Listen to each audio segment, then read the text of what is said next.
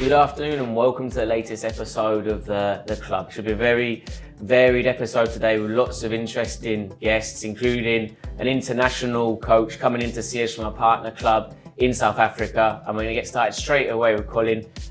Welcome back, sir. It's been a little bit of time and so happy to have you here, spending some time with us at the club again. Is this your third or fourth visit here with us? I'd love to thank first the viewers and to answer you, this is the fourth time now. I think the fourth time. Yeah, being in Spain at Malaga, then I'm enjoying myself. And of course, you know, the biggest trip so far was the tour that we carried out in December 2022. How was the feedback when you guys went home and the experience of the young players and when they were received by their families? The feedback was very, very positive because it was an unforgettable experience for the boys, for them to come abroad. And at the end of the day, that's why at the end of the day, we brought you some few boys back again, Of course. to come and run into your program. Academy, yeah. Then the 9-month program, then it was very, very positive. And as the partnership has been growing daily, then that's why they're coming back again. So they're enjoying themselves. I mean, it's a long way to travel and it's not always direct or that easy for you guys to get here. What's the biggest kind of differences in the culture, both on the pitch and off the pitch, that you find that, yourself, players, especially young players, they have to adapt to, when they're coming into FC Malaga City and coming to Spain? First of all, I would normally tell the boys, if only you say you want to play the game, then you have to be coachable. Because at the end of the day, I'm not the only coach that is going to work with you for your entire career. Mm-hmm. You're going to get different coaches, and as long as you're positive, you stay positive and be coachable, then nothing can go into your way. Yeah. Now, when I select the boys from my academy to bring them around Malaga, I'll look at all the positive factors, how they behave off the field and on the field. Most of them off the field, they are very, very bad, but we have to work around that because as we coaches, we are not only coaches, we're doing everything. We're becoming parents to them. So we're parenting them, we try to give them discipline, not to do the wrong things. Let's try to do the right things, encourage them to go to school, most importantly. Of course, we always say there's absolutely no guarantees in terms of becoming a professional football player, and more so, at FC Malaga City, Barcelona, I always say, can't guarantee that you're going to go from La Masia into the professional ranks. How could we say that to young players coming from all around the world? But I think on the whole, the discipline that you have with your groups is quite high. To be honest, when I see you coaching and things like that, and the boys have been a delight on the whole. A few different things and teething things with them, being homesick and being so far away from home. But I think they've been a fantastic representation to your organisation. Obviously, a huge factor in why we want to be involved, not just with yourself personally, but with the partnership between both clubs. Where do you see things progressing and going forwards? Obviously, we travelled out to South Africa right before COVID in 2020. We're really excited to announce on this show today that we're coming back. We're very grateful that you'll be having us and welcoming us back into SA after some years with turbulence, obviously COVID initially, and then just getting the right timings. We're coming over to run some camps. Can you tell us a little bit more about it and how you think it's going to be received and how you think it's going to go? One thing that I can say, in South Africa, most of the European teams or abroad, all the teams will come to South Africa and make their camps, but unfortunately they don't reach a certain part of South Africa, which is the Northwest. Mm-hmm. Now that's why I'm coming and sit down with FC Malaga, my partners, say, guys, let's take our hand a little bit, stretch it a little bit far, not only around Gauteng or Cape Town. Mm-hmm. Let's take it and go into the Northwest. Mm-hmm. There's a lot of potential, good players, more disciplined players, because at the end of the day, I believe the boys around Northwest or kids around Northwest, they're more hungry than the ones in Joburg, because around Joburg, Cape Town, Durban, everything you get it on a platter plate. Mm-hmm. On a plate, then Unfortunately now, for us to do it around Northwest, it will be a privilege. That one, I'm guaranteed it will be a privilege. We've got the first camp that will start on the 1st, 2nd, 3rd, and 4th of July until the 7th. Then we've got 2 different schools that will be running the camp at. The first camp will be at Potchefstroom Boys High, which is one of the biggest schools around Northwest. Second big. Then we'll have the second camp from the 4th to the 7th at International Schools in Mafikeng. One of the biggest schools again in Mafikeng, in Northwest. Then those 2 camps will be running there in different days. At the end of the day, we'll also try to empower coaches for 2 days or 3 days, a workshop, just to say thank you Northwest to accommodate us. And people like the president of Northwest in SAFA, which is Mr. Sitlare, he'll be part of the clinics for the coaches. He'll avail himself because we've already spoken about that. Then you know what? Let me not spoil the good things.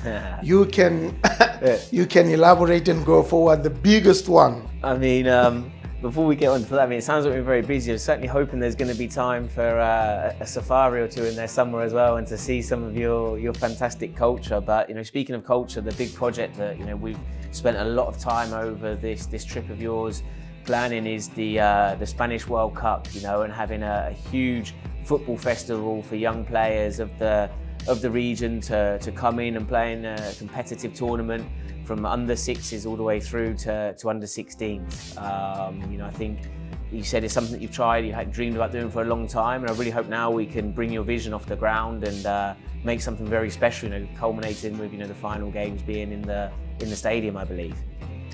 Yeah, for the past 5 years since I've been running an academy, then I've always dreamt of having a World Cup for the kids, for the youth from the age of 6 until 15 to 16, if they can participate and having something like let's say the tournament is going to be Spanish World Cup in Northwest, which is something great.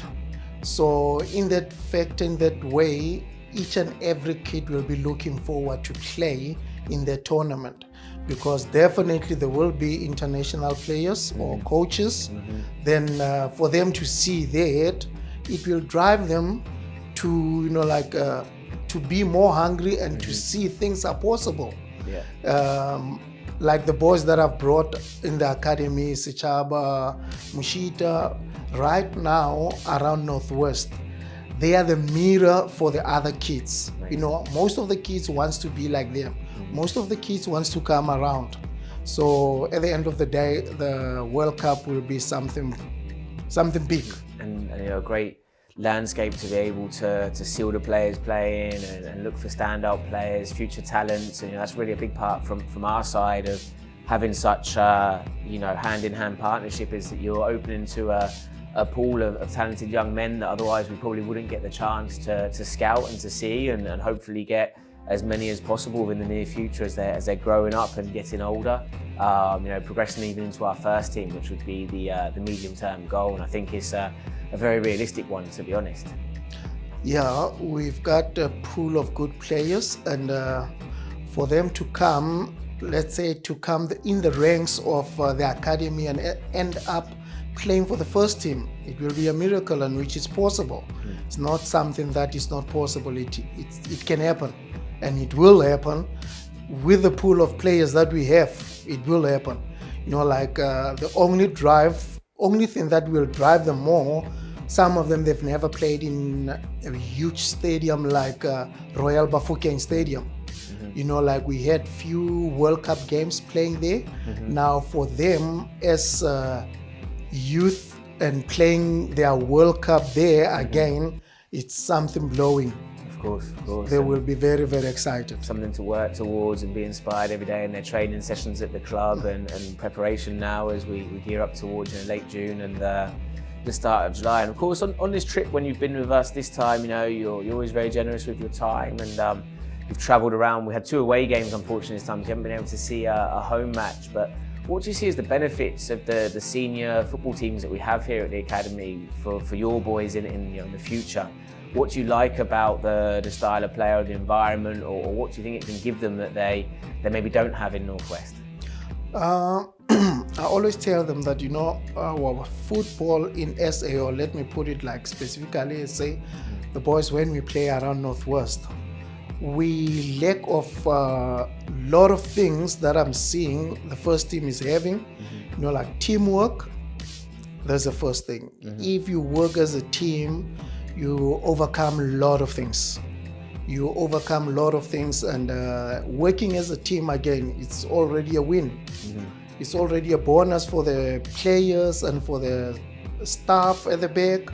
So now, normally at home, I always preach one thing. Let's be united. Let's work as a team. You're still young, and be coachable. Because at the end of the day, no coach can work with a negative person or with a negative player. Now, once when you're positive and once when you're coachable, then nothing can stop you.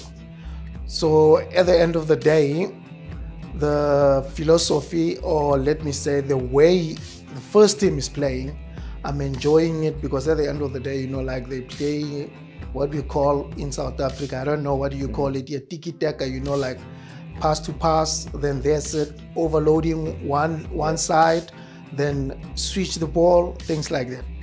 What I've seen again, very, very interesting.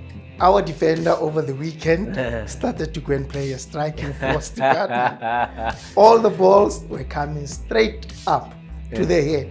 His work is just to flick them, just to pass them behind. So it was very, very interesting, and see how do you use individual players in certain positions. So I was very, very excited when it happened. Yeah. I mean, unfortunately, it wasn't the best scenario for us to have to make those moves. Obviously with us being down a couple of goals, and it was a bit of an emergency tactic late in the game to try and get back in and get a goal and have a bit more of a presence and a target man. But I really like your observations, and no, you're spot on for sure. And I mean, one of the last things I wanted to ask was, we've obviously got a new flock of exciting talents coming in September. What would you say about them, or what kind of things stood them out that you think they're going to be good candidates to come over, and tell us a little bit about their backgrounds? Okay, I've got a 14-year-old boy by the name of Leruo Matsie. Leruo, he started with us as a kid. He never kicked the ball. We worked with him for the past 3 years. Right now, he is outstanding. At our World Cup last year, he became one of the best players for the under-13s. So even our one-on-one sessions with him, they are working very, very well.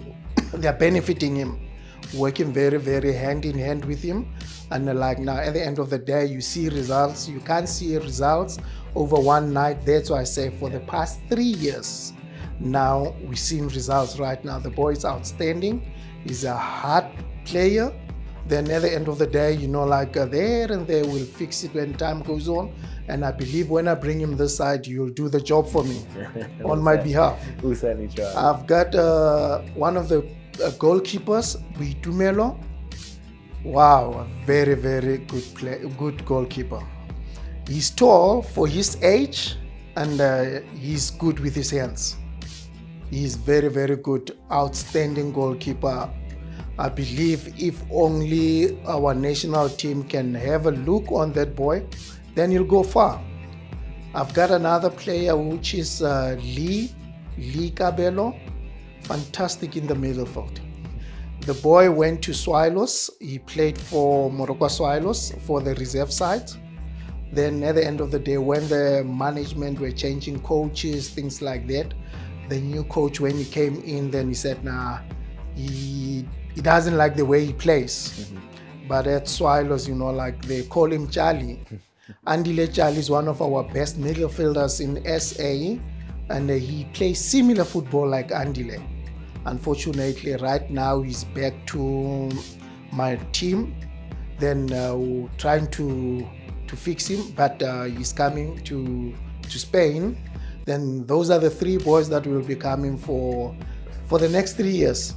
Then I believe in those 3 years, you'll make wonders. I don't want to mention the fourth one. It needs a special mention. Yeah, no, the fourth one is my son, which is Tumelo Moirani. Very, very, very entertaining player. Call him an English player. Not to say he can't do those moves or whatever, but the boy is very, very disciplined. Very, very disciplined. He's playing as a central defender. He's playing as a holding midfield. He loves to play as a holding midfield. He's only 12. He'll be turning 13 soon. Then at the end of the day, now for me to bring him around here, I'll be staying with him probably for a few months. Then I just need and I just want, you know, like pray again for his talent to grow better and better day by day. And I'm bringing him to you in good hands. Then, you'll do the job for the rest. He's already been getting some experience and been selected with the underage national teams, no? He went for trials for the national team. Then he was selected. At the end of the day, they say he's too young for that age, but they say they'll work with him while he's in the age group. Then they'll work with him, you know, like just to try to nurture him for the now few years to encourage him how to play. And it's more advantageous to grow into the system, grow into the system, know things better. Then once when you're relaxed and comfortable, then you start to be yourself and expand. I think, you know, obviously touching on the national team setup there, we couldn't finish without, you know, your thoughts on where, you know, South African football is right now, and an incredible showing in the AFCON. How was it, you know, in the country? Was there a lot of support? Were people very excited for the, you know, the final games? And how was the disappointment, obviously, of not quite being able to get the championship over the line? Ooh, that one broke my heart. That one broke my heart because I was already packed and say, you know what, I'm going for the finals. Unfortunately now, you know, like we can't win them all sometimes. Yeah. But even if we lose, we learn from that. Yeah. Then, but the national team put, you know, like a great fight, which we haven't seen it for a long time. But for now, you know what, I would love to say the boys, you know, big up for the boys. And the man of the game tournament, which is the goalkeeper. Yeah, he's from our development from the age at 9 until now. Sundowns grabbed him, one of the biggest teams in South Africa. They bought him from Supersport. He grew up in our system, in our ranks. Then he's the best. I would love to say, you know, like our development in SA is one of the best. Amazing. And do you have any final kind of message for families watching back home or supporters of the club and the academy that you have there? Okay, everyone who's at home, I would love to say, you know, sometimes let's give these boys an opportunity. If they want to play soccer, let's support them. The area where I am in Northwest, development is not a big thing, and parents doesn't support it 100% like the areas like Joburg and Pretoria, things like that. But I would love to tell and to ask and to plead to parents around Northwest, let's support our kids, and not only in soccer, any sport that they're playing, let's try to support them, give them the love. And you know what, at the end of the day, it's not overnight for you to see results. It's going to take long. Be patient. At the end of the day, you know, like patience pays off. Then it will pay off at the end of the day. Not rushing it and do anything, you know, like shortcuts or whatnot. Let's just support them. And at the end of the day, you know what, when they love it, then let's support them. That's it. Thank you so much, and thank you for your time again and coming over to see us. Absolute pleasure as always to catch up. Now the pleasure's mine, and thank you to be in Spain again. Then SA, I'll be there on Wednesday. Amazing. Yeah. Really insightful and fantastic to be able to hear from what is a really special partner for FC Malaga City, and we cannot wait to get out to South Africa later in the year. As soon as we come back, we're going to have a very big surprise, and especially for lots of the parents who spent countless hours speaking to my next two guests.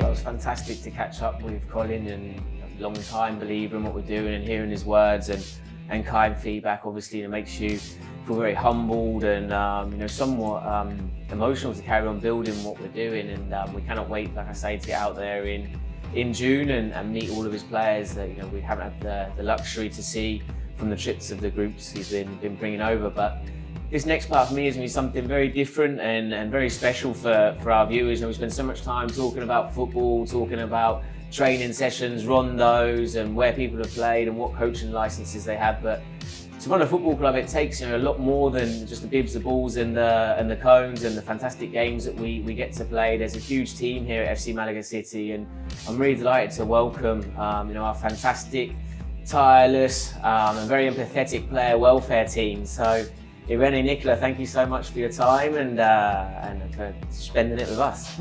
You're very welcome, yeah. And I mean, obviously, I think most parents, when they're seeing this, they're going to know your name straight away. Hours and hours of emails, of WhatsApps.